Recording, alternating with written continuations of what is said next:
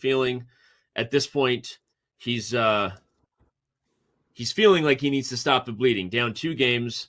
And apparently chat agreed with us ahead of time, by the way. I said Hans was the favorite. Magnus, Levy, most people seem to agree. The computer algorithm that chess.com has that powers these stats said that Denis Lazavik was the favorite. Right now, apparently our stats are proving to be smarter than all of us, including everyone in chat, who said that Hans was a 61% chance to win. So chat also liked Hans to win the match. I mean, the thing is, it makes sense. First of all, he's a much bigger name. Second of all, he's been there before. He's been in the knockout of the World Blitz. He's been in, the previous Final Four. Denis Lazavik is like, when I think of young post-Soviet stars from these countries, right? Like Belarus, it's him, right? And then you got well, obviously the Uzbeks are already ultra elite, but in Kazakhstan, you have like Nogirbek Kazibek. He's like 25, 80 or something. He's also really young, really strong. You can go down the list and like, he's the standout. I think he just doesn't have enough opportunities to play. Last year, he lost to Wesley So 12-10. It was really, really close. But, okay, Danny, the match is not over, but it's completely shifted in momentum. It is all Denis right now. No, I'll only button up that point quickly because we'll talk about the chess, but I agree that Hans Niemann, in the interviews we had, talked about lacking opportunities for a long time, starting to get more of it. Denis Lazavik has had opportunities online. I don't know that he's ever received an invitation to Viking Z or any other elite event, but he continues to just turn heads every time. Like you said, he barely lost to Wesley So, a perennial superstar, especially in the SEC last year. So, okay, it's not over yet. Hans Niemann, plenty of time. It's possible, Levy, this is the last game of our 5-1 segment. I'm gonna predict that it is, actually. I predict that Hans really needs to buckle up here and try to get a win as white, because I don't know that he gets another 5-1 chance.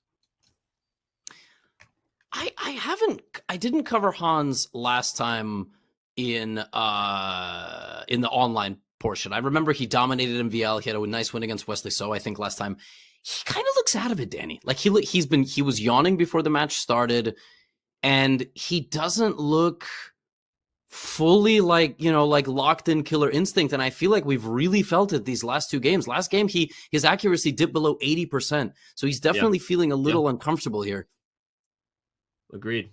Well, he'll have time. I don't know where Hans is in the world, but the afternoon sun seems to have gone down. Given that it was a brighter look on his camera earlier. Now he's there, but all right, he's still got plenty of time and lots of chess games ahead. Right now, he's got a nice position as white. I keep looking at ways to kick the queen and try to take advantage of this weak d5 pawn.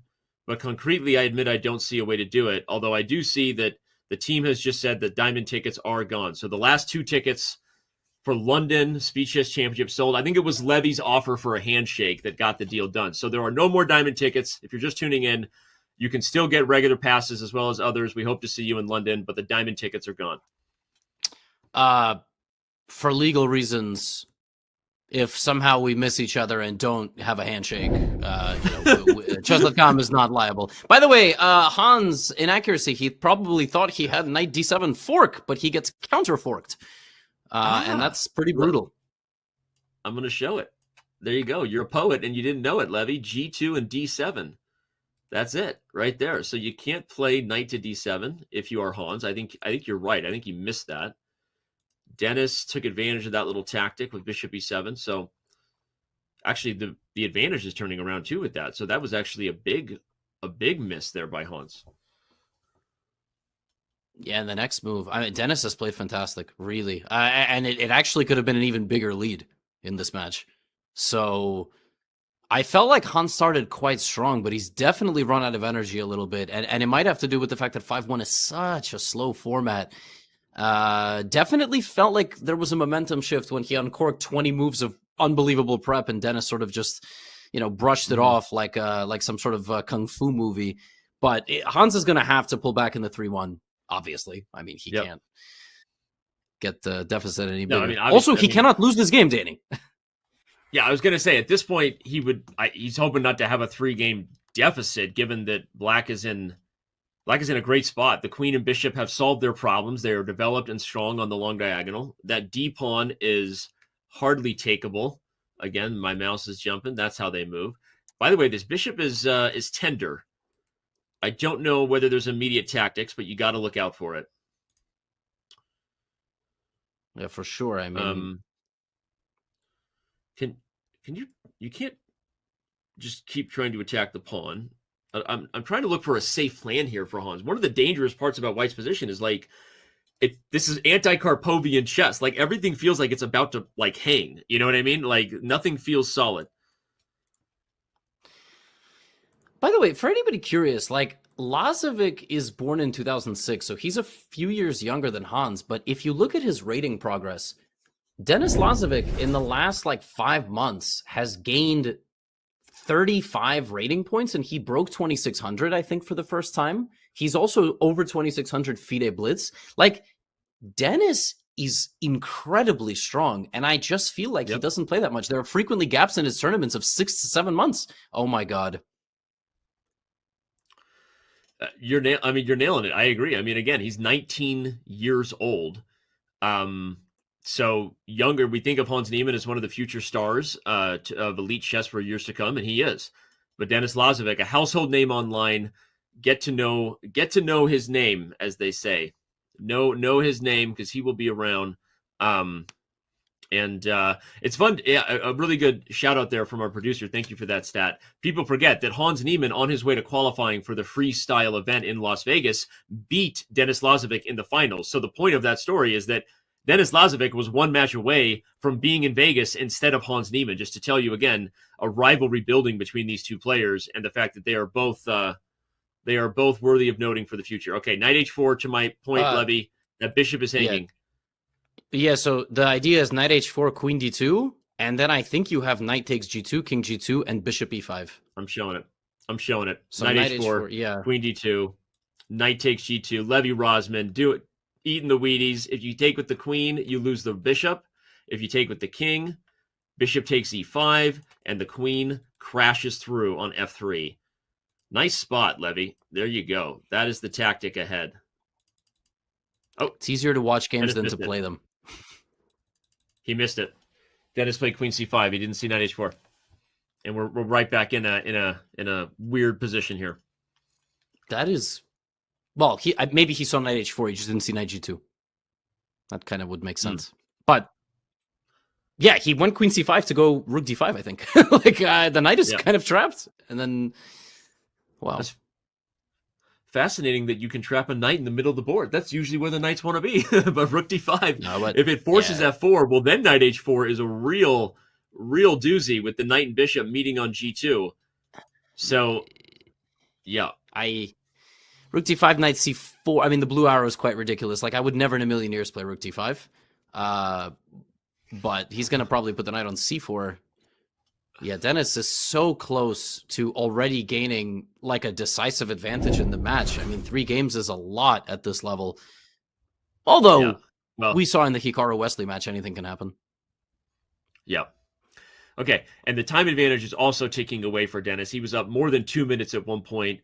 If he joins Hans in mutual time scramble under a minute, we're really back to a coin flip here. So Denis trying to think. Perhaps he senses just how critical this position is.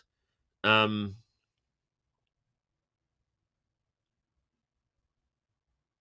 he finds it. Well, he took his time. Like, you had a feeling that, rook d5 is a blue arrow move that you and I would not find. But he was thinking, and he does. I was going to suggest e5 first. Just felt like more logical to glue everything together, but he does what he wants. But how do you break through? This is so... It's so congested in the center of the board. How does black actually break through? He's just threatening to win a pawn.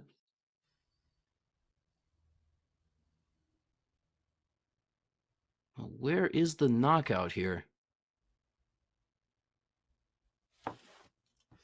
Yeah, okay, it was a simple move to just try to win the pawn. Hans plays queen e4, threatening queen e6 check, not just for the bishop, but also for the rook. So, okay, so watch out. Hans is keeping it spicy. Oh, what's going on now? Queen can just back up, and I guess black is holding everything. Holding on. And knight a3. And knight a3 feels like a necessary time travel move, but... Doesn't feel good. Queen c6.